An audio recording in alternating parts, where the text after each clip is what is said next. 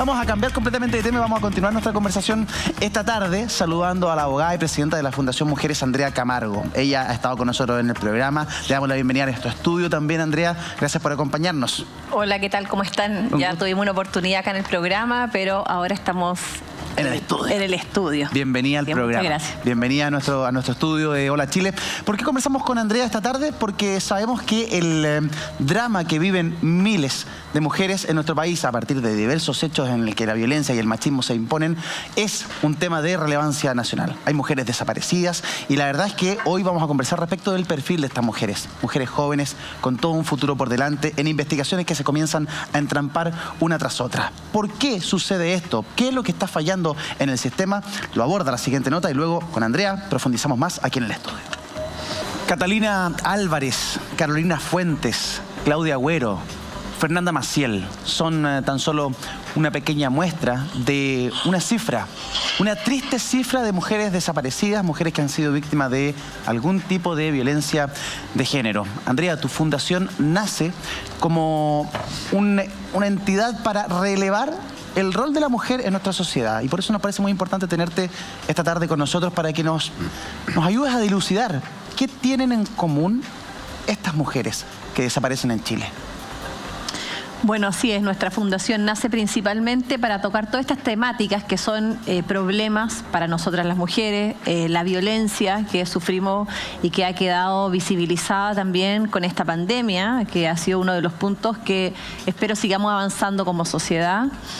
Y bueno, lo que nos preocupa principalmente son estas muertes. Hoy día hay casos, como ustedes lo mencionaron acá en el programa, que aún no están resueltos, mujeres desaparecidas.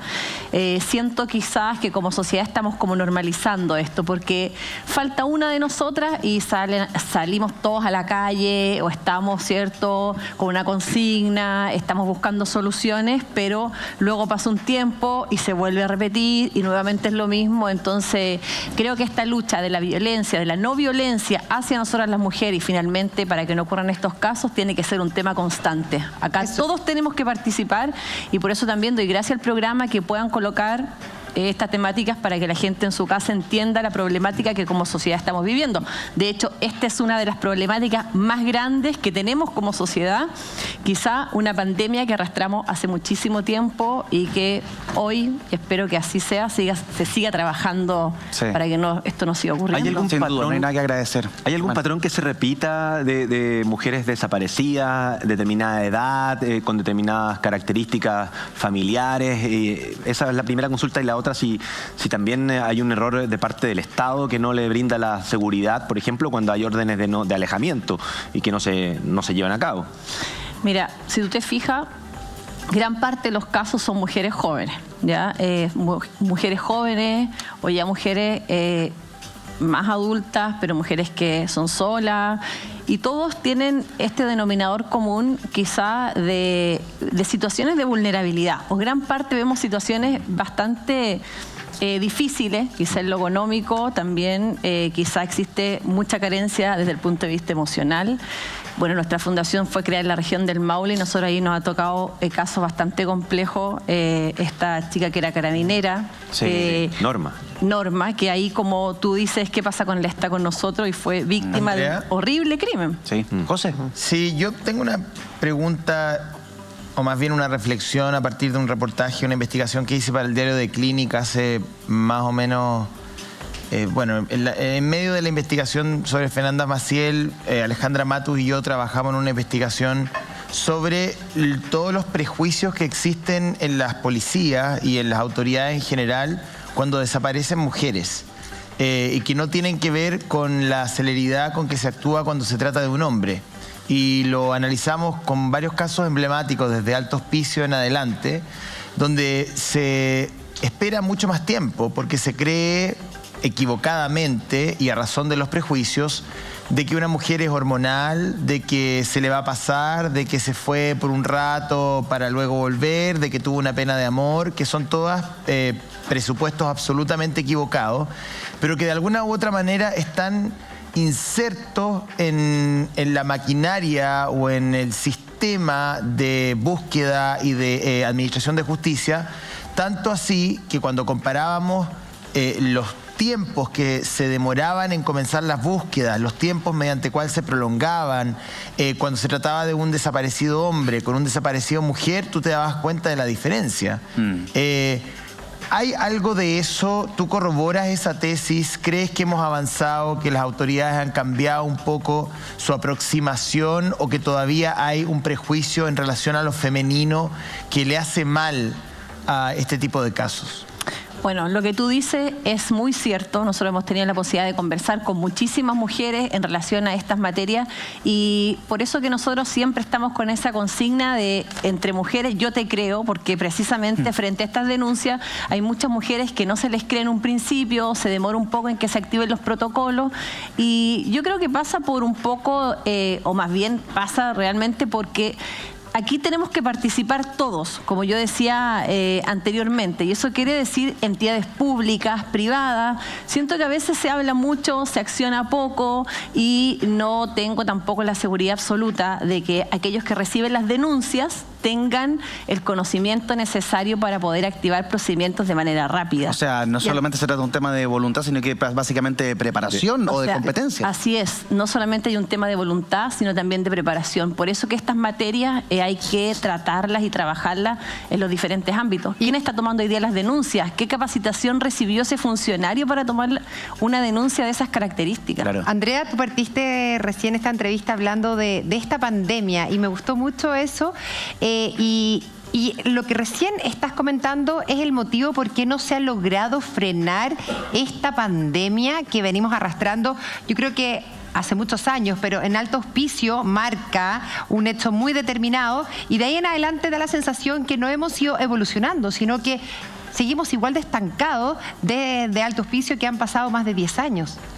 Bueno, así es, ese caso es muy recordado porque la verdad es que, si ustedes se recuerdan, en la investigación no se creía efectivamente de esta desaparición. En el fondo se le responsabilizaba a estas chicas que de una u otra manera estaban en algunas cosas que no correspondían, etcétera.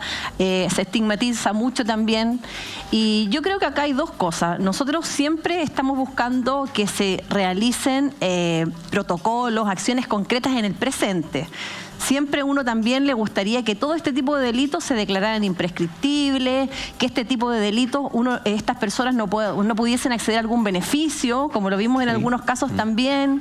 Pero además de eso hay un tema que es más importante aún, que es el cambio cultural. Nosotros tenemos una problemática ahí en esa cultura que tenemos como país, los chilenos, hay que decirlo, a una cultura muy machista y por lo tanto ahí tenemos que hacer un trabajo que debe iniciarse desde ahora. O sea, aquí tenemos que incorporar en nuestros niños, desde la prebásica, mallas que establezcan, por ejemplo, el respeto hacia nosotras las mujeres, bueno, entre otras temáticas que también son muy importantes, el respeto hacia nuestros adultos mayores, pero esto debe empezar a...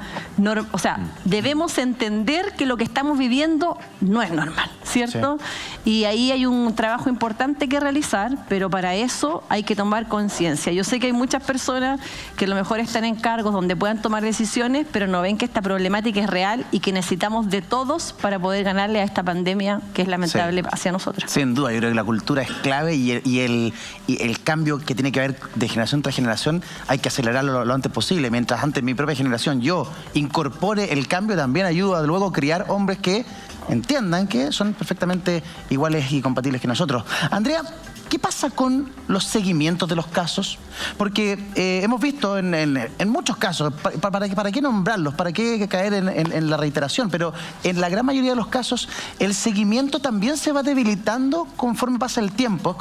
Es como que ojalá, o sea, cuando una mujer hace una denuncia, eso, ¿quién tiene que ir detrás de esa mujer? ¿Se activa realmente como se debe? ¿El sistema opera igual que si fuese un hombre? Bueno, ahí tendríamos que analizar caso a caso. Bueno, yo soy abogada, entonces a mí en ese sentido uno es más estricto, uno analizaría caso a caso si cree que el sistema se activó o no.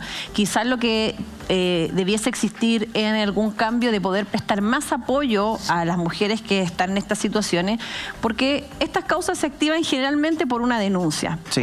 Comienza con una denuncia, ¿cierto?, en Carabinero o en la Policía de Investigaciones o a través de la Fiscalía, y esto se comienza a investigar, pero también nos encontramos con muchísimas mujeres o familias, ¿cierto?, las madres de estas mujeres que hoy día ya no están, que quizás no tienen la posibilidad, por ejemplo, de tener un abogado particular donde esa persona siente que ese abogado sí se la juega al 100% en esa causa, que sí la acompaña. Y bueno, está el fiscal, por supuesto, entonces no podemos generalizar si en todas las causas se actuó o no actuó el sistema, pero quizás crear, yo sé que obviamente el CERNAMEC se hace parte en algunas causas, pero debiese haber una instancia aún más especializada, como hoy día existe también, ¿cierto?, defensorías para ciertas materias, como la defensoría laboral. ¿Por qué no tener una defensoría en el caso de todo esto de la mujer? Es que te lo pregunto porque hay testimonios de familias que dicen, cuando mi hija desapareció, cuando mi familiar desapareció, yo fui a la comisaría y la respuesta fue, anda de fiesta, ya va a volver, señora, no se preocupe.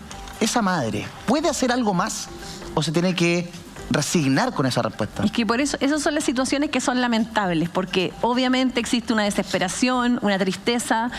Como te comentaba, gran parte de estos casos hablamos de personas que quizás no tienen los recursos como para poder tener un abogado de particular donde se sienten más seguros, donde quizás las personas pueden sentir que le tienen que exigir algo por el hecho de estar pagando y tienen que estar al sistema, a lo que les tocó. Y ahí, en ese caso puntual donde ese funcionario, bueno, en todas las instituciones hay funcionarios buenos y malos, como en todos lados, pero ese funcionario le dijo, hoy está de fiesta, o anda acá, o le está poniendo mucho color, porque esas son las respuestas que muchas de nuestras mujeres quizás reciben. Claramente falta, además del cambio cultural, la capacitación hacia esos funcionarios, que es lo que te comentaba anteriormente, de poder ver, oye, aquí hay algo más. Porque además, como ustedes bien dicen acá, los casos son bastante similares, o sea, son muy parecidos. ¿Sí? Yo soy de los que cree que si hubiesen más mujeres, y muchos comparten eso, en lugares importantes de toma de decisiones, a nivel político, empresarial, de todo ámbito, evidentemente que sería distinto la visión, la empatía, el entender y el saber qué pasa con la mujer y por qué en definitiva ocurren procesos que muchas veces son vistos desde la mirada del hombre y que se toman decisiones muy equivocadas, desde la construcción de un producto que se vende hasta una decisión tan importante como buscar a una mujer desaparecida. En ese sentido, el Ministerio de la Mujer puede hacer algo más, es algo que no tiene tantas garras, que es muy débil. ¿Qué visión tienes tú? Bueno, en algunas causas, como les comentaba, efectivamente se hacen parte y les colocan un abogado que las pueda representar. Pero aún así hay personas que se sienten que es como lo que les entrega el Estado, que no está a la altura, que quizás no se toma. Y además también este tema judicial, sumado por supuesto a esta tristeza, a esta aflicción frente a una situación como esta, las tiene un poco desconcertadas. Las personas no conocen bien los procedimientos, sienten a veces que los plazos son muy largos, ocurren casos como estos que han pasado 2 años y todavía nada se resuelve. Entonces hay que darle la importancia necesaria a esta materia. En general, se necesita que por parte del Estado exista más presupuesto, por ejemplo. Hay muchas cosas que obviamente hemos ido evolucionando, pero este servicio de la mujer, este ministerio, también en causas de violencia, por ejemplo, vamos a ir a lo que pasa en los tribunales de familia. La mujer hace una denuncia en el Tribunal de Familia, el Tribunal de Familia le informa al servicio y el servicio, ¿qué es lo que hace? Llama a esta mujer. Es decir, si la mujer no comparece al servicio, eso queda ahí. Entonces yo creo que ahí es donde los servicios tienen que entender que frente a una problemática de esas características debe constituirse en el lugar, ¿cierto? Debe existir un equipo disciplinario. Tras estas causas de violencia que finalmente terminan de esta manera, hay unas situaciones muy complejas en lo económico. De hecho, hay mucha dependencia económica. Sin lugar a dudas, sí. Entonces, el servicio tiene que orientarte en todo. Vamos a seguir conversando con Andrea Camargo, presidenta de la Fundación Mujeres, a la vuelta de esta breve pausa comercial. No se vayan. A ver, estamos con Andrea Camargo hablando de violencia de género, de mujeres que son atacadas. Y dentro de esa violencia, creo yo, existe el problema, el drama que viven muchísimas mujeres que han tenido un hijo o una hija con un hombre y ese hombre simplemente se desaparece. Estoy hablando de los papitos corazón. En este segundo retiro, o potencial segundo retiro, hay un punto que los toca y de manera distinta al primer retiro, Andrea. ¿Qué nos puede decir respecto a aquello? Bueno, efectivamente también hay un tema que no es menor y que también podemos hablar, y lo estamos conversando, el tema de la violencia económica, y ahí claramente hay una violencia económica que se está ejerciendo en contra de una expareja o una excónyuge y también de los hijos. Claro. Donde muchas veces, bueno, también voy a decir esto porque hay hombres que a veces se molestan conmigo, aquellos que tienen el cuidado de sus hijos y son ellos los que tienen que cobrar esa pensión de alimentos, pero generalmente son mujeres, sí, muchas mujeres que tienen que estar detrás de un hombre para poder cobrar la pensión. Llega a ser la situación prácticamente, o por no decirlo, es indigna. Entonces, en este 10%, en el primer retiro el 10%, se vio como nuestro país tiene una deuda histórica con nuestros niños, con nuestros jóvenes, porque muchas mujeres salieron con esa esperanza de poder cobrar. Ahora, Claro. En el primer retiro, si el hombre retiraba su 10%, se le retenía la plata, ¿cierto? Y había un procedimiento judicial para que esa plata no fuera a él y fuera justamente a su hijo o a la pareja que está a cargo del hijo. Pero él tenía que pedirla. En este segundo retiro del 10%, que probablemente se apruebe la próxima semana, cambia la figura. O sea, claro, ahí la diferencia y la dificultad para muchas de estas mujeres que tenían la esperanza de cobrar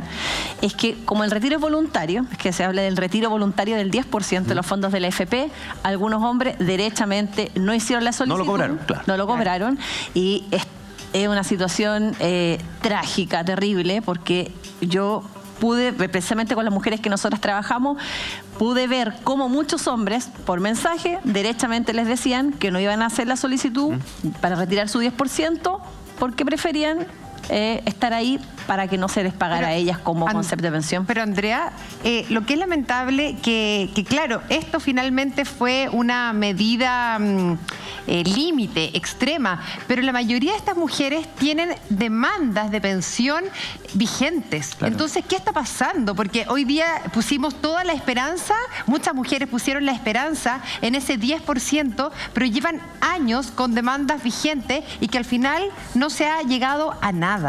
Bueno, así es, no se ha llegado a nada, y precisamente este segundo retiro de este 10%, que como tú dices ya la próxima semana estaría para votación en sala en el Senado, tiene la diferencia del primero, que acá, aunque este deudor no solicite el 10%, el tribunal, ¿cierto?, claro, puede ordenar igual que la AFP retenga los fondos y finalmente los pague. Pero no es mejor también, no solamente esto, sino porque esto es algo que eventual, va a ser una vez. Muy circunstancial. Entonces, ¿cómo podemos ayudar a esas mujeres que todos los meses, durante muchos años, tienen que luchar indignamente pidiéndole a sus exparejas, a los padres de sus hijos, que por favor entreguen lo que el Estado les dijo, lo que la justicia? Entonces, ¿cómo poder activar o cómo hacerlo un poco más eficiente? Lo que pasa es que ahí hay un tema de fondo y que tiene que ver con el sistema en el cual estamos, donde es mucho más censurado desde el punto de vista financiero, no pagar la tarjeta de crédito, dejar de pagar un crédito hipotecario, dejar de pagar una letra, que dejar de mantener a tu hijo, digamos. Y eso es un tema que está como en la base de todo esto, donde pueden pasar años y yo no puedo cumplir con mis obligaciones, que me parece una obligación mucho más matriz que cualquier otra que uno pueda tener. Sin duda. Personas que cambian de domicilio, que ponen el domicilio de no sé quién para no ser notificados. Que no me haga el contrato. De triquiñuelas judiciales ahí. Sí. Y que lamentablemente el sistema ha permitido que en estos espacios se filtre la indecencia, discúlpenme, porque una persona que trae hijos al mundo y no los mantiene, no porque no pueda, sino que porque no quiere, la verdad es que dista mucho de ser una persona con un estándar moral. Entonces, ahí hay que hacer un cambio que es muy estructural, creo yo. O sea, claro, y también tenemos nuevamente el problema cultural. Hay una serie, bueno, el análisis es muy grande, pero también necesitamos un cambio en el procedimiento, un cambio en la legislación.